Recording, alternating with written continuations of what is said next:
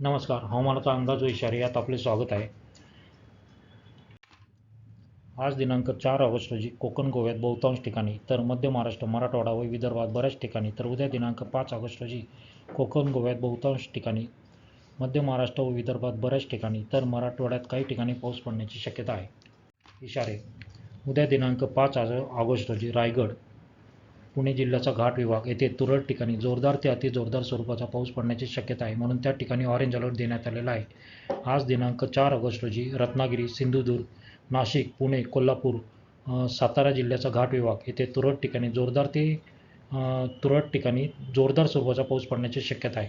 तसेच कोल्हापूर, सांगली, सोलापूर, नांदेड, लातूर, धाराशिव, भंडारा, चंद्रपूर, गडचिरोली, गोंदिया, नागपूर, यवतमाळ येथे तुरळक ठिकाणी मेघगर्जना, विजांचा कडकडाट व ताशी 30 ते 40 किलोमीटर सोसाट्याच्या वाऱ्यासह हलका ते मध्यम स्वरूपाचा पाऊस पडण्याची शक्यता आहे, म्हणून तेथे आज येलो अलर्ट देण्यात आलेला आहे.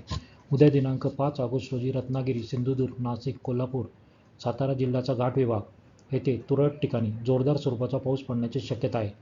तसेच चंद्रपूर, गडचिरोली, गोंदिया येथे तुरळक ठिकाणी मेघगर्जना, विजांचा कडकडाट व ताशी 30 ते 40 किलोमीटर वादळी वाऱ्यासह हलका ते मध्यम स्वरूपाचा पाऊस पडण्याची शक्यता आहे, म्हणून त्या ठिकाणी उद्या दिनांक 5 ऑगस्ट रोजी येलो अलर्ट देण्यात आलेला आहे. पुणे व आसपासच्या परिसरात आज आणि उद्या आकाश सामान्यतः ढगाळ राहून हलका ते अति हलक्या स्वरूपाचा पाऊस पडण्याची शक्यता आहे. धन्यवाद.